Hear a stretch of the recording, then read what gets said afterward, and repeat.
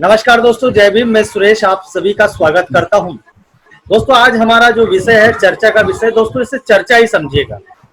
हम आपस में किसी प्रकार का बहस जो बोलते हैं बहस नहीं करेंगे, सिर्फ चर्चा करेंगे।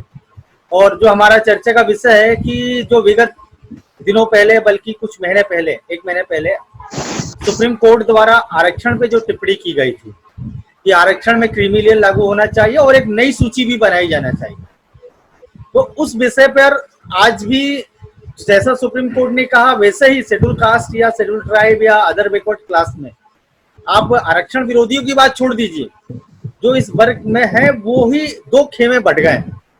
तो मेरे पास में है सबसे पहले एडवोकेट संजय खोबरागड़े जी, जो कि सामाजिक गतिविधियों में काफी सक्रिय रहते हैं और वकालत करते हैं, जो कि मध्य प्रदेश के बालाघाट से आते हैं और प्रखर वक्ता भी हैं।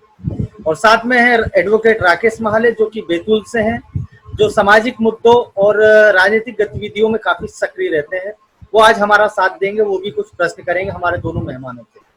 और जो हमारे तीसरे मेहमान हैं सतीश बौद्ध जी, जो एक सामाजिक काम तो करते ही करते हैं, लेकिन आपको भी अच्छा लगेगा, एक अच्छे स्पीकर हैं और वो मोटिवेट करते हैं लोगों को। जो प्राइवेट इंडस्ट्रियां होती वहां जाकर लोगों को पॉजिटिव एटीट्यूड के बारे में लोगों को प्रशिक्षण देते हैं। तो दोस्तों, ये था हमारे मेहमानों का परिचय।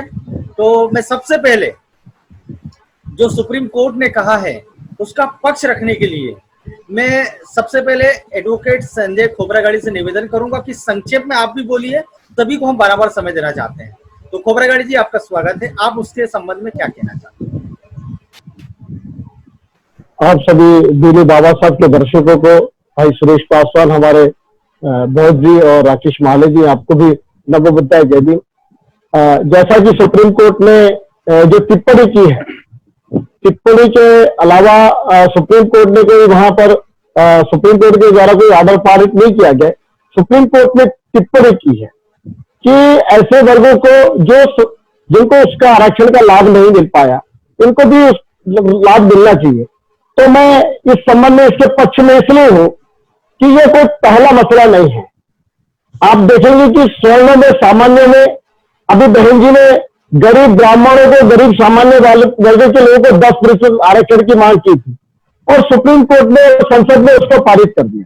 हम देखते हैं पिछड़ा वर्ग के लोग, जो पिछड़ा वर्ग के लोग थे, पिछड़ा वर्ग और अन्य पिछड़ा वर्ग, उनके बीच में भी दो भाग लिया, तो पिछड़ा वर्ग में भी रहा। अब हमारे ऐसे बात देखते हैं कि 70 साल, हम इतने सालों की आजादी के बाद हमारे जो लोग हैं, एससी समुदाय के लोग हैं, उनको आरक्षण का लाभ मिला। काफी परिवार के लोग आईएएस बने, आईपीएस बने, आईएएस बने। काफी लोग नौकरी में गए और काफी लोग नौकरी में नहीं जा पाए। तो मैं आज उनका पक्ष रखने के लिए यहाँ पर हूँ। उनका पक्ष रखने, जो दिल्ली के अंदर आप देख रहे होंगे, जो मजदूर थे, जो पैदल अपने घरों में 700-700 किलोमीटर का सफर तय कर रहा है, हम उस वर्ग का प्रतिनिधि पक्ष रखने के लिए बात कर रहा हूं, जो पैदल कोसों दूर, हजारों मीलों की सफर कर पक्ष रखने के लिए कि ऐसे वर्ग के लोगों को आरक्षण का लाभ मिलना चाहिए जो आरक्षण से वंचित हो गए। मैं उस वर्ग के लिए नहीं कि शेड्यूल कास्ट और शेड्यूल ट्राइब के उस वर्ग का प्रतिनिधि की बात नहीं रखूंगा, जिसके परिवार के लोग आज जितना रुपये मजदूर वर्ग का आदमी दिल्ली में जाके, महाराष्ट्र में जाके 10,000 20,000 रुपये महीने कमा रहा है, और ऐसा वर्ग जिसके बेटे कोटा में जा रहे हैं और महीने में 20 से 25,000 रुपये कोचिंग में खर्च कर रहे हैं, ऐसा वर्ग, जो लोग जिनके बेटे आईएएस आईपीएस की कोचिंग कर रहे हैं, दिल्ली में जा रहे हैं, मैं उसके ऐसे हमारी समाज के ऐसे वर्गीय लोगों का पक्ष नहीं रख रहा हूं। मैं उस वर्ग का पक्ष रखने के लिए उपस्थित हुआ, जो पैदल चल के आप देखेंगे अपने घरों में आए हैं, जिनको आज भी आरक्षण की व्यवस्था का लाभ नहीं मिल पाया। जो सामाजिक न्याय की जो बाबा साहब ने व्यवस्था की थी, उस वर्ग से लाखों पिछड़े दूर है। मैं उस वर्ग के पक्ष रखने के लिए यहाँ पर आया। जी खोबरागड़े जी, आपने तो मैं आपकी बात आपके पास आऊंगा। हाँ। अब उसके बाद मैं हमारे सतीश बौद्ध जी के पास आऊंगा। आप समझ गए होंगे कि हमारे संजय खोबरागड़े जी वो किस संबंध में अपना पक्ष रखना चाहते हैं।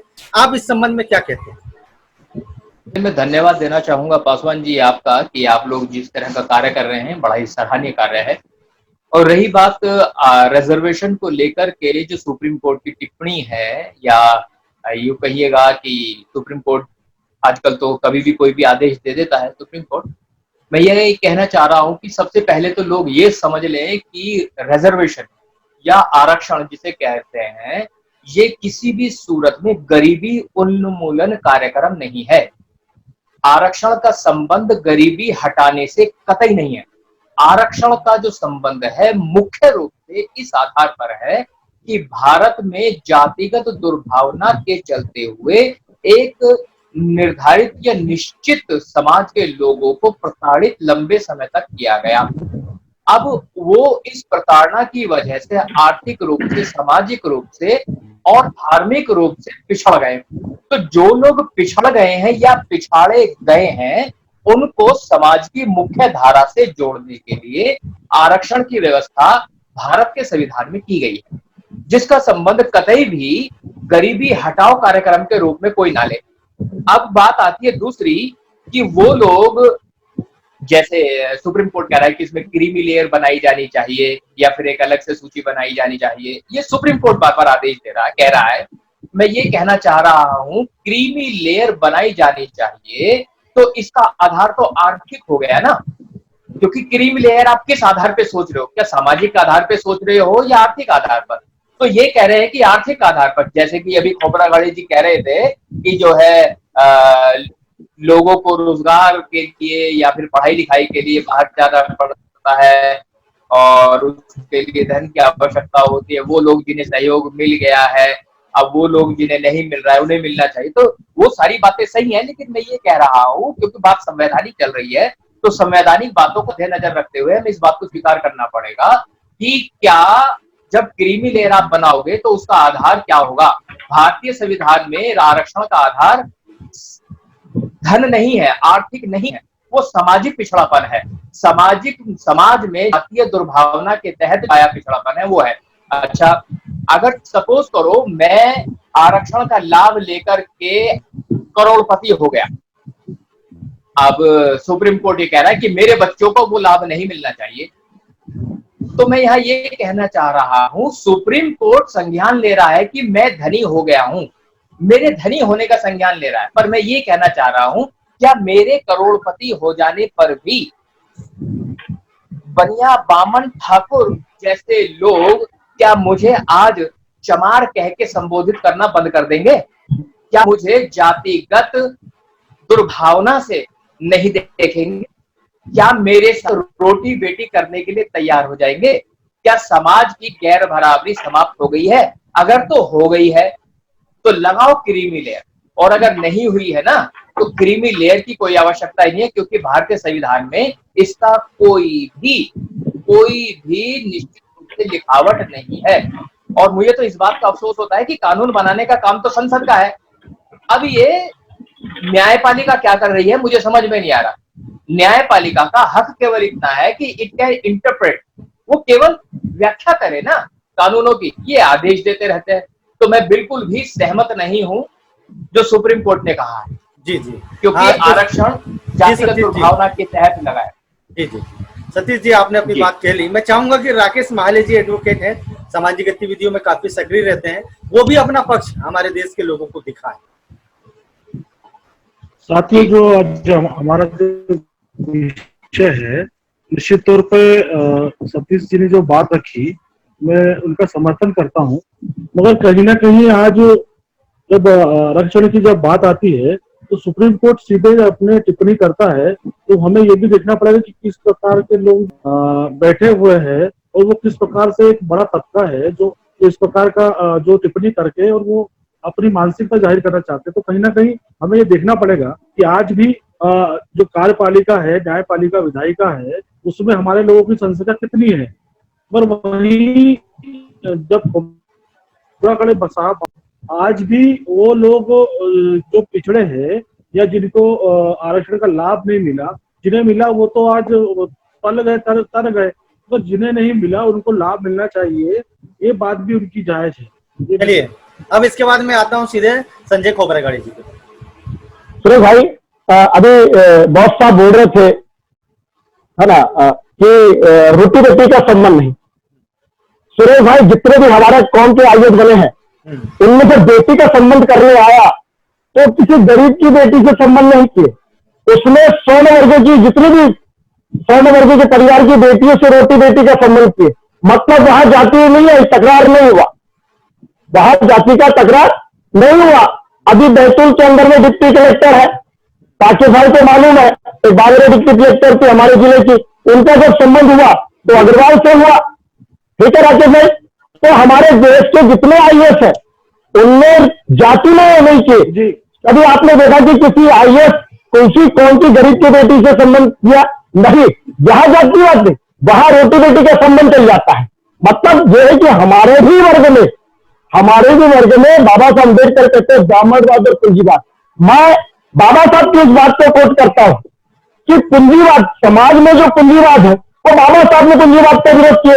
और बाबा साहब ने किसके लिए 16/4 15/4 को करेंगे जो पिछड़े वर्ग के लोग क्या है, सामाजिक आर्थिक नीति की बात करें, किसको जो पिछड़ गए हैं, शैक्षणिक रूप से पिछड़े हैं, तो शैक्षणिक रूप से कौन पिछड़े हैं? वो लोग जिनके परिवार में आरक्षण का लाभ नहीं मिल पाया। ये प्रतिनिधित्व है, ये भीख नहीं है। ये आरक्षण के लाभ जो बोल रहे ना, आरक्षण नहीं है, बिल्कुल संविधान में बाबा साहब अम्बेडकर ने नहीं लिखा। लेकिन वर्तमान परिदृश्य में क्या गरीब ब्राह्मण को आरक्षण की मांग की जानी थी? क्या संविधान में गरीबों को आरक्षण की मांग है? गरीब मतलब स्वर्ण गरीबों को, सामान्य गरीबों को, जब वो नहीं था वो हो गया। लेकिन ये आपके कारण, आपके जैसे लोगों के कारण पिछड़ा वर्ग में गरीबों को आरक्षण देने की बात हो रही है। आप जैसे लोगों की सोच के कारण इस देश के अंदर में गरीबों को आरक्षण देने की बात हो रही है। गरीबी उन्मूलन प्रोग्राम बनाया जा रहा है। मेरा आरोप है खोबरागढ़ जी आपका। नहीं, मेरा ये गरीबी उन्मूलन का प्रोग्राम नहीं है, ये प्रतिनिधित्व का है। बाबा साहब अम्बेडकर ने वंचितों को प्रतिनिधित्व किए। सामाजिक, शैक्षणिक और आर्थिक रूप से लोगों को प्रतिनिधित्व कैसे मिलेगा? मैं आपसे पूछता हूं, कैसे मिलेगा? जब तक उनको प्रतिनिधित्व का लाभ नहीं मिलेगा तब तक कौन है? यदि जो अमीर लोग अमीर हो जाएंगे, ऐसे में गरीब लोग गरीब ही रह जाएंगे।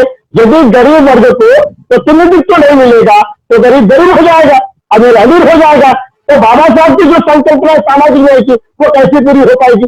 कैसे पूरी हो जाएगी? चलिए इसका जवाब बाबा साहब की सामाजिक न्याय की कल्पना एक मैं और बात करना चाहता था कि सतीश गोयल जी ने जैसा कहा कि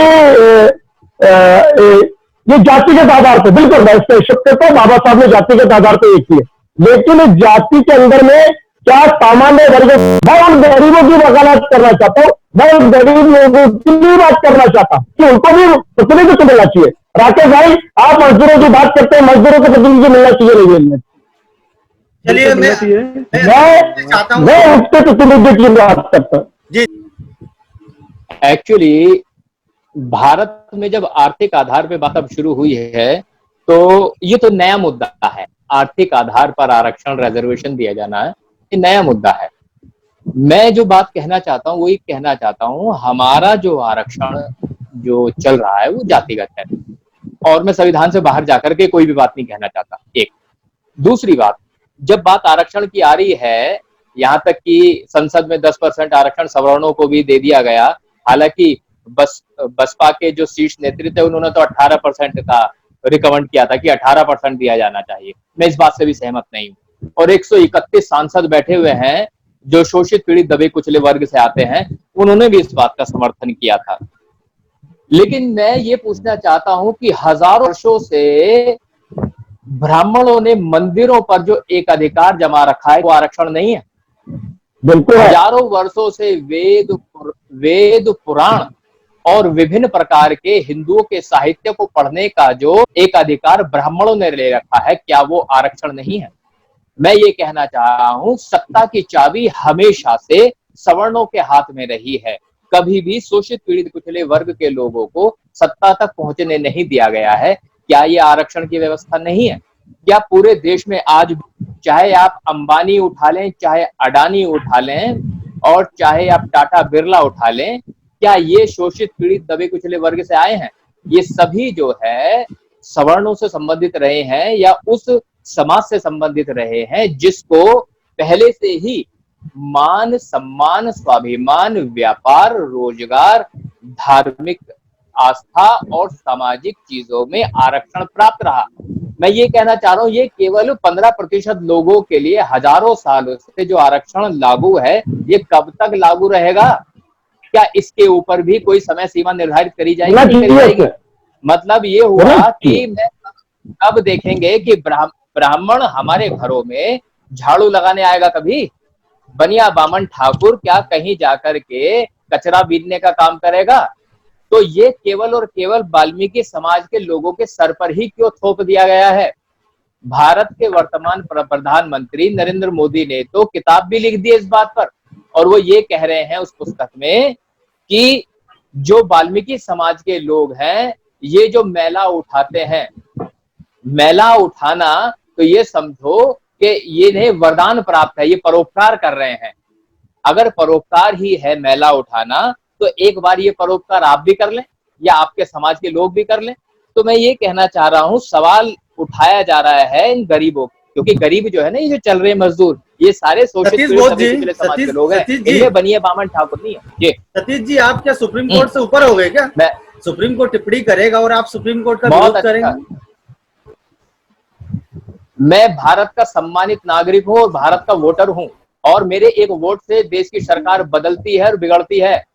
और जब मैं भारत का वोटर होने के नाते किसी भी पार्टी को वोट देता हूं, तो वो सत्ता प्राप्त करके संसद में कानून बनाती है। और भारत का संविधान ये कहता है कि सर्वोच्च न्यायालय संसद के द्वारा बनाए गए कानूनों का प्रतिपादन करे, व्याख्या करे और उसके आधार पर न्याय करे। लेकिन अब जब न्यायपालिका का रोल ही बदलता जा रहा है, तो न्यायपालिका की साख भारत में गिरी है। मेरे जैसे व्यक्ति की नजर में साख गिरी है, क्योंकि आप देख रहे हैं WLBS न्यूज। चैनल को सब्सक्राइब करना और बेल आइकन को प्रेस करना ना भूलें।